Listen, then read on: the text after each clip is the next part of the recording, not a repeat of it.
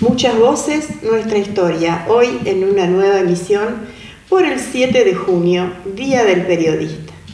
El Día del Periodista fue establecido en 1938 por el primer Congreso Nacional de Periodistas en Córdoba, en recuerdo del primer medio de prensa con ideas patrióticas.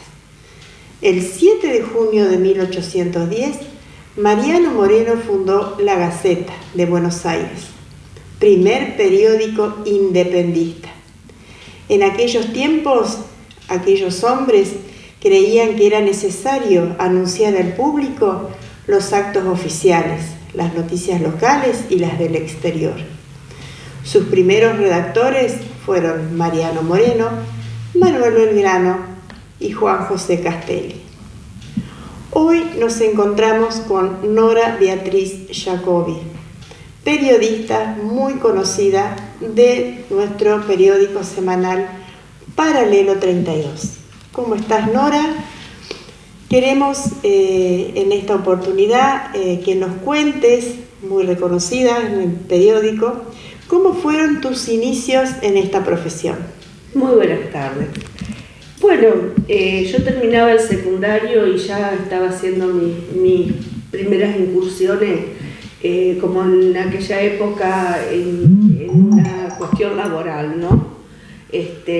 Terminábamos y no todos teníamos la oportunidad de estudiar, eran otros tiempos, buscábamos enseguida insertarnos en un trabajo. Empecé a vincularme con el medio, hacía cobranzas de las guías de profesionales.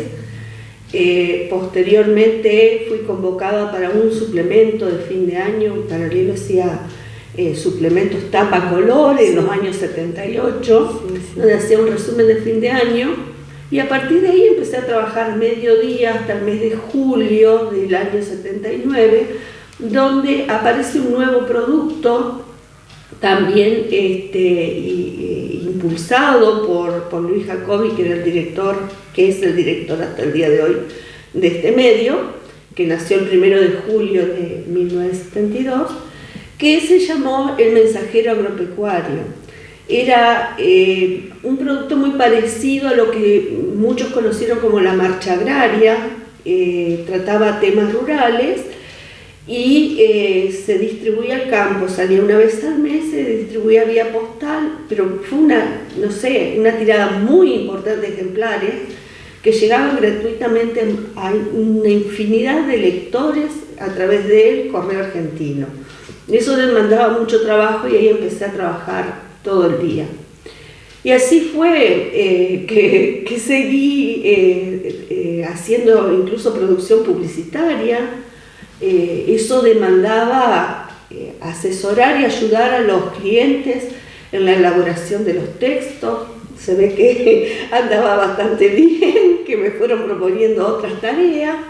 Y una de las principales notas que yo recuerdo y que considero que fue mi primera nota por la extensión y demás, apareció en diciembre del año 79, donde entrevisté a un grupo de estudiantes secundarios que se enfrentaban también a la nueva vida o de seguir estudiando o de seguir trabajando. No me pregunté qué es lo que decía esa nota, porque son muchos años de aquel momento y bueno, ya pasó. Yo llegué al mundo del periodismo simplemente con ganas de trabajar en algo y terminé siendo lo que se podría considerar una de las primeras mujeres en el periodismo de Crespo. Porque cuando llego a Paralelo 32 ya estaba Mari, la esposa de Luis, Mari Tropini, que ella se había iniciado en abril del 76 con la página femenina que hasta hoy se encuentra en Paralelo, que es la Nosotras. Era un mundo totalmente de hombres, donde Enzo Mildenberg era periodista deportivo, y Terry López estaba desarrollando su radio de circuito cerrado y dándole oportunidades a nuevas voces que se fueron probando y que se fueron formando junto a él, ¿no?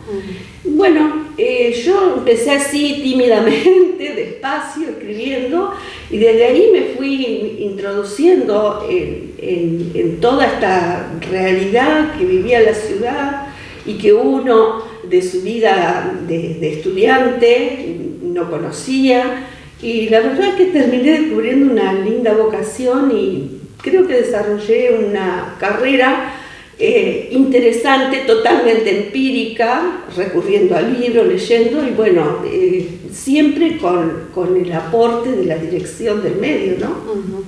¿Te imaginaste en algún momento, mientras estudiabas en el secundario, que ibas a terminar siendo periodista, o tenías una cierta inclinación o un interés hacia eso? Yo tenía facilidad para escribir. Y tenía una profesora muy buena de literatura, que fue Alicia C. de Pena, en el Instituto Comercial Crespo.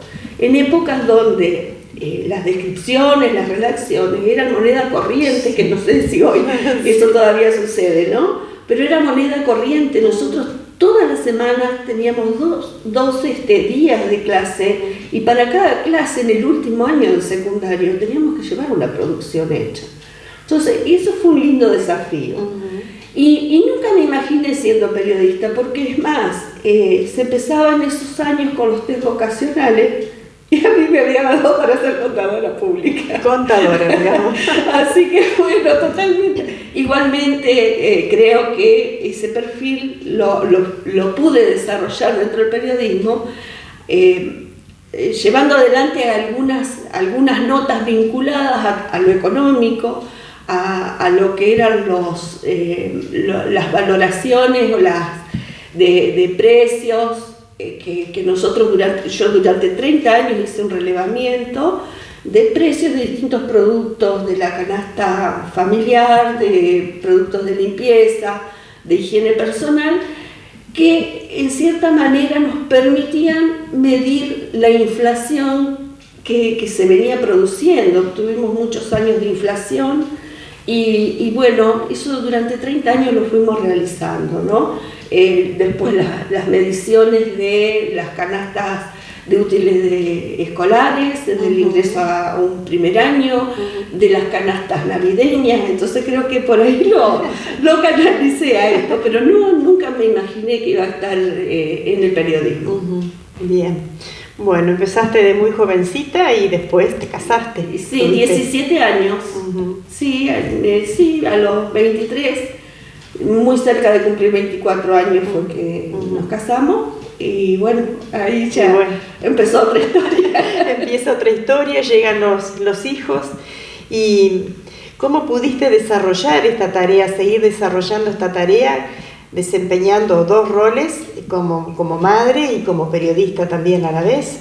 Mira, yo creo que no es nada diferente a lo que ha hecho cualquier otra mujer que salió a trabajar.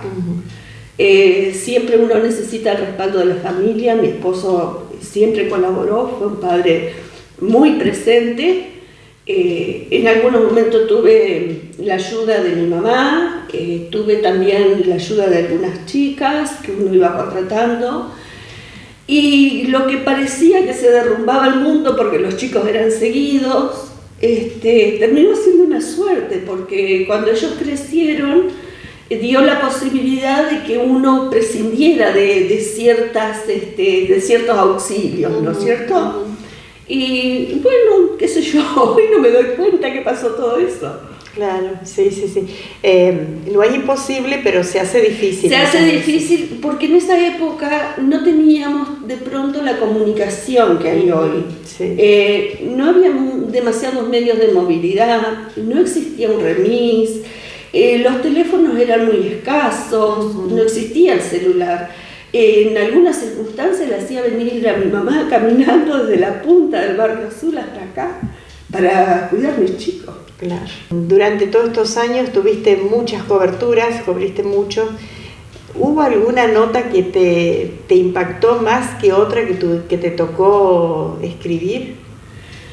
Mira, no sé, no terminé redactándola totalmente, pero la cobertura que a mí más me impactó fue la de la caída del avión en octubre del 93, que fue justo coincidente con el secuestro y la muerte del ganador del 15 de Victoria. En paralelo se hicieron muchas cosas con muy pocos recursos, pero con mucho esfuerzo. Y ese fue uno de los casos. Porque nosotros fuimos dos mujeres por nuestro medio a cubrir esa nota. Era un ir y venir de ambulancias, de sirena, de gente que se había enloquecido de querer ver qué es lo que había sucedido, de médicos y enfermeras trabajando entre un mundo de gente, de policía que no podía frenar a esa gente, y de los bomberos que no tenían en su momento un grupo electrógeno, y que ahí se dieron cuenta que era necesario para iluminar en ese momento. Eso fue lo que más me marcó. Y ahora último, el caso del ascensor. Pero después, en sí, siempre me gustó descubrir las cosas simples de la vida. Y en eso, por ejemplo, los primeros informes de indigencia los hice en paralelo hacia los años 80, que la verdad que había familias que la estaban pasando muy mal. Y me impactó conocer historias donde hubo gente que comía polenta con grasa para pasar el día. Ahí recién, digamos, uno empezó a comprender que realmente había gente que no estaba bien asistida o que no tenía los recursos suficientes para atenderse, ¿no? Entrar a ese mundo de esa gente, y tal vez eso me marcó mucho para después continuar haciendo notas que tengan que ver con la vida, con la vida de las personas, de la familia, con el día a día, con el ver las necesidades del otro, ¿no? Y también hay, para cerrar, cuando se cierra la edición de Paralelo, que por lo general se cierra, ¿qué días? ¿Los días jueves, a la tarde? Sí, bueno, ahora se está cerrando los viernes, uno siempre tiene un poquito un margen más, se termina, hay un momento de cierre que es el jueves, pero a veces hay cosas que son de último momento y que uno hace el gran esfuerzo para que el lector el sábado también lo tenga. Claro, y le queda espacio en el periódico, ¿cómo lo resuelven a eso? Eso hay que priorizar. Muchas veces se desplazan notas, siempre uno tiene que tener en la galera notas que se puedan desplazar para ocupar ese espacio con algo de último momento. Siempre hay notas que uno puede desplazar para una semana más o 2 semanas más, ¿no? Sí, para hacer espacio. Incluso las de producción propia. Muchas de mis notas por ahí nunca aparecieron publicadas, pero esos son gajes del oficio. Claro, sí. Bien.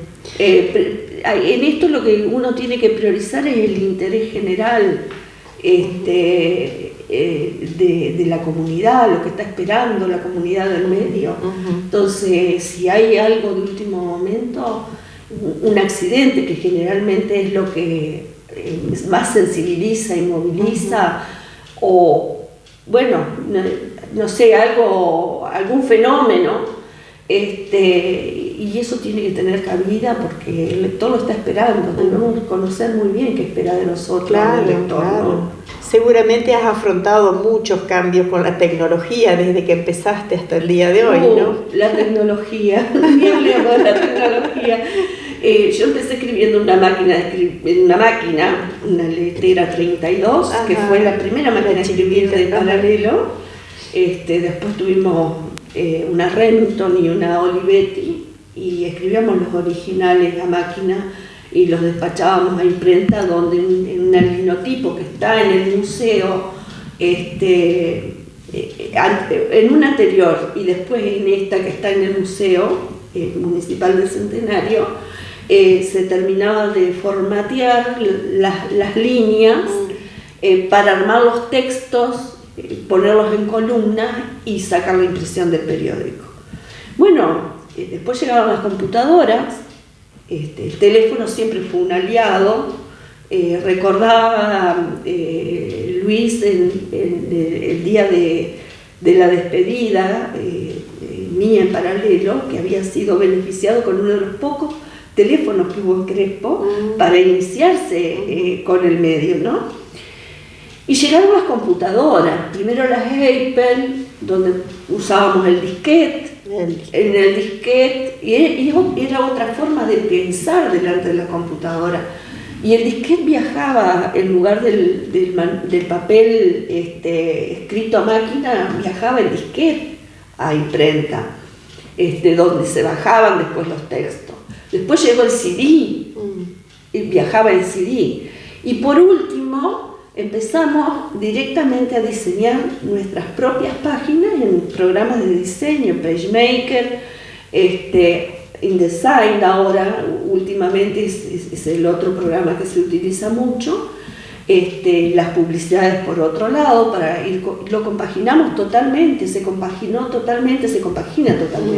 Y a eso hay que sumarle que hace varios años se agregó todo lo que son las redes sociales. Y que no es solo el producto impreso el que llega a las casas, sino también lo que es la edición digital y todas las variantes de estar en Instagram, en Twitter.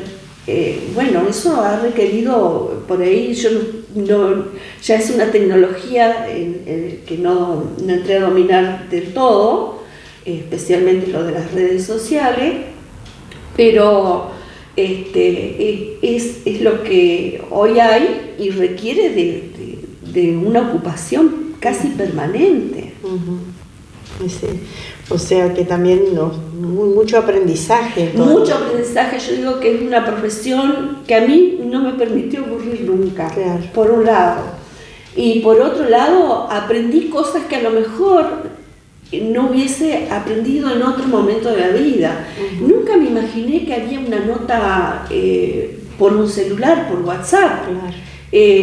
Cuento una anécdota. Estaba visitando a su papá, el padre Simón Selvará, y se había,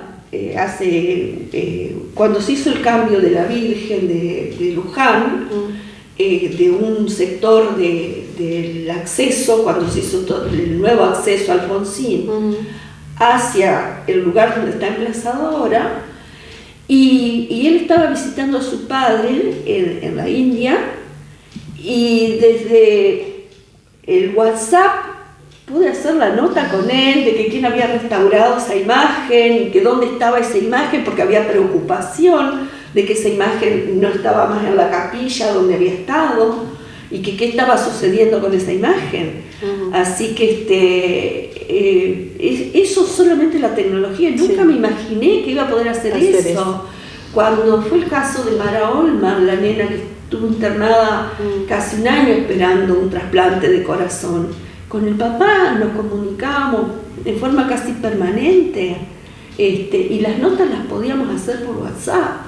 Entonces, son herramientas tan poderosas y tan buenas que han llegado para simplificar incluso el trabajo. Y hoy, en medio de la pandemia, es una herramienta que lo utilicé, en el último tiempo lo utilicé muchísimo, porque evitaba la asistencia de las personas, la concurrencia de las personas, y bueno, y también por ahí hasta favorecía que la foto tomada por uno mismo sea el perfil que uno quiera ver publicado, porque la gran discusión siempre en los medios escritos es la foto. Cuando nos sentábamos a la mesa para empezar una nota periodística y foto no, y bueno, eso en algunas oportunidades también llegó a solucionar esto, ¿no? De que la foto fuera la persona quisiera que estuviera plasmada y no la que nosotros sacáramos. Claro, exactamente. ¿Qué criterio tenías en cuenta para realizar las notas? Mira, uno lo primero que mira cuando puede elegir, hay notas que a veces uno no puede aplicar un criterio para hacerlas, sino que son notas imperantes y que hay que hacerlas, ¿no? Especialmente las que son de la realidad, las espontáneas de la realidad. Entonces ahí prima el interés general, eso es lo primero que uno ve, y después ver qué sectores pueden estar interesados en estas notas, porque nuestro público es el lector, quien compra el material impreso, o quien y entonces tenemos que saber cuánto público tenemos en estas cosas. Pero las novedades, por ejemplo, tenían para mí siempre un lugar muy particular. Cuando descubría una novedad, trataba de que no pasara demasiado tiempo para dejarla registrada, porque la primicia hace mucho que murió, va la calidad de la noticia, ya con las redes sociales, con mayor razón todavía. Entonces, descubrir novedades, descubrir historias, marcaron por ahí algunos rumbos en cuanto a la selección del material, ¿no? ¿Cómo viviste el progreso de Crespo como periodista? Porque es abrumador el progreso de Crespo. Tengo que resumir 40 años. Yo sostengo que la parte privada es el principal motor que nosotros tenemos en el progreso de la ciudad. Y la parte privada exige, todo lo que pone la parte privada, el emprendedor, el que arriesga su capital, el que reinvierte, porque acá hay reinversión permanente, uno lo ve, por eso la ciudad progresa, empuja que las autoridades que sean electas, o incluso de gobiernos de facto que hemos tenido, porque han sido vecinos de Crespo, se han sentido obligados a acompañar ese proceso, a no quedarse. Entonces, en 40 años, tuvimos la fundación de 5 escuelas, no es poca cosa. Entonces la parte educativa, 5 escuelas más todavía los institutos que se agregaron de nivel terciario, las tecnicaturas de la UADER. 2 escuelas son primarias, la escuela 203 Nina Guaraní y la otra la escuela privada número 70 San José.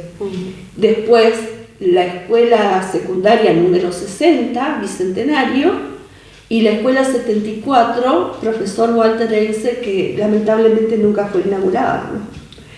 Creo que también en los años 80 fue muy importante, eso fue durante la gestión del intendente Zapata, la construcción de la red de desagües locales.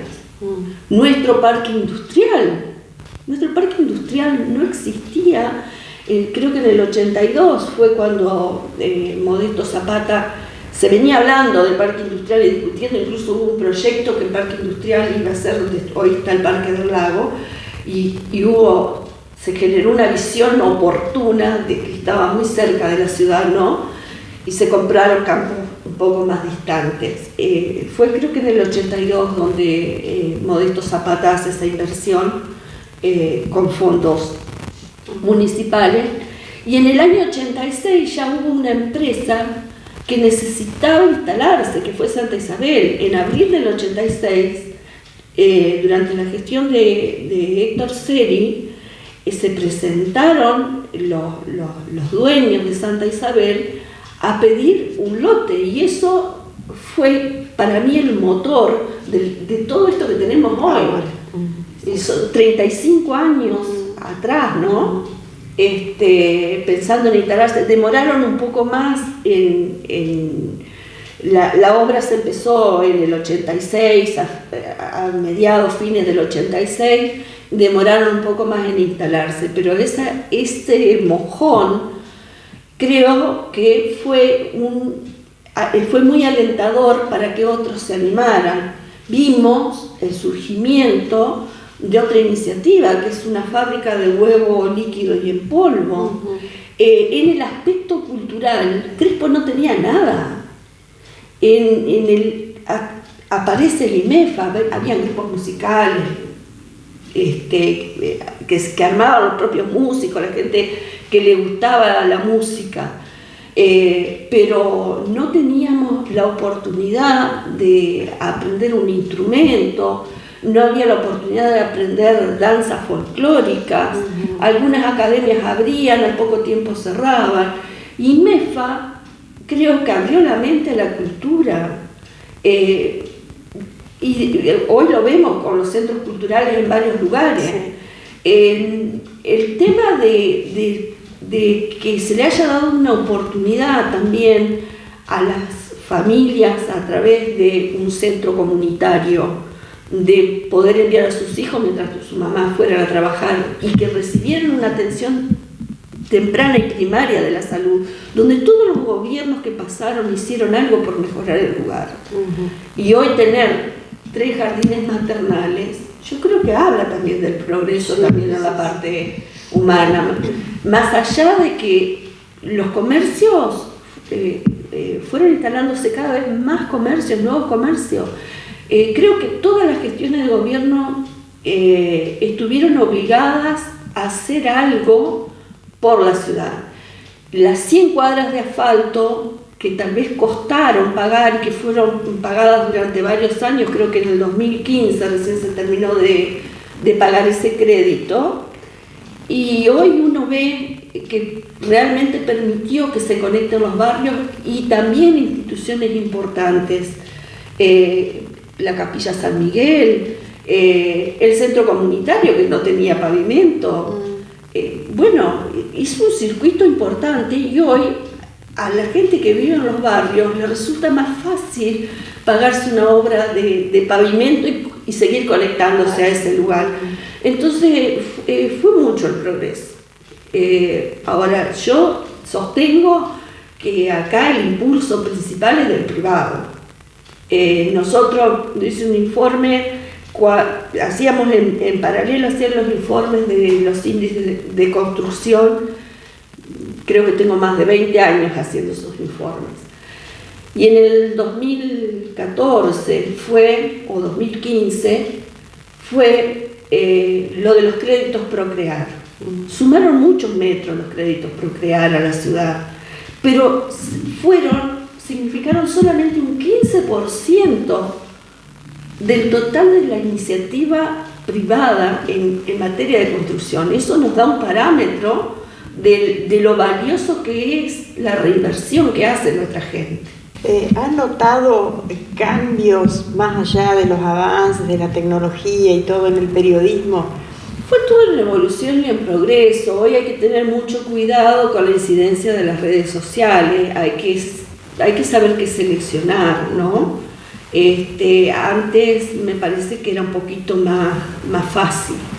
Hoy estamos invadidos de mucha información y saber qué es lo importante y lo menos importante a veces lleva a una confusión que por ahí veo en el afán y en la necesidad de llenar a lo mejor espacios.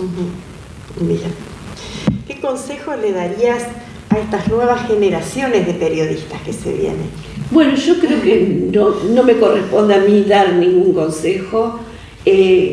Mucha de esta gente ya está formada en institutos que en mi época, si hubiese elegido estudiar una carrera periodística, tenía que irme a Córdoba o a Buenos Aires porque no existía esta posibilidad. Hoy hay un instituto, creo que en Paraná, si viene de formación de periodistas deportivos, te prepara para el periodismo y podés desarrollar el periodismo en otros ámbitos, fuera de esa especialidad, pero hay una cosa que no deberíamos perder nunca, que es la ética. El respeto por el otro, la humildad, creo que son valores fundamentales que no debemos perder nunca. Y cuidar mucho, porque es muy tentador en algunas circunstancias sentirse anulado. Es un detalle que siempre traté de cuidar y me parece que es muy valioso cuidarlo, ¿no? Pero no, cada uno tiene que encontrar su rumbo y pienso que en estos institutos de formación también le deben estar inculcando algunos valores, pero los valores, la ética es el fundamental de todos los valores. Sí, muy importante. Y después, lo otro que yo diría, que nunca se valgan del periodismo para resolver un tema de interés personal. Porque nosotros los periodistas sabemos a qué canales recurrir. La gente en general, la gente común a veces no. Pero nosotros los periodistas tenemos dónde peticionar y seguramente vamos a ser escuchados porque siempre está esto de que tenemos la posibilidad de hacerlo público. Entonces, valernos del periodismo por una cuestión de interés personal es algo que no veo bien. Bueno, Nora, seguramente debes sentirte muy orgullosa de toda esta trayectoria, de haber sembrado y cosechado seguramente muchos halagos y muchos comentarios de la gente, porque eso uno lo aprecia cuando sale a la calle, camina a las calles de nuestra ciudad, ¿no? Que sos reconocida y sos bueno, son muchos años donde yo traté a mucha gente, ¿no? La verdad que me sorprendió por ahí, me sorprendieron muchos comentarios y digo que por ahí hubo inclusive halagos excesivos. Pero bueno, los acepto, los recibo porque es por ahí el cariño que se testimonia, sí, ¿no? Es el cariño que la gente te tiene y a veces uno justamente cuando se hace un trabajo tan de corazón y de la manera que vos lo hiciste, quizás te ha quedado, haces un análisis y decís, bueno, me quedó en el tintero, hubiese tenido que mejorar esto o superar lo otro, pero porque uno se autoexige y quiere hacer de su trabajo lo mejor, pero bueno, sí, obviamente que lo has hecho de la mejor manera, así que orgullosamente. Bueno, te agradezco, Iris, y sí, la autocrítica es algo que siempre traté de hacer. Por eso incluso mis textos nunca salieron de una primera escritura. El revisar, el estar lo más cerca posible de la realidad es una de las cosas fundamentales para la credibilidad que uno quiere tener en el periodismo, ¿no? Y bueno, y por suerte ahora hay muchas más mujeres ejerciendo. Muchas gracias. Bueno, gracias a vos, Nora.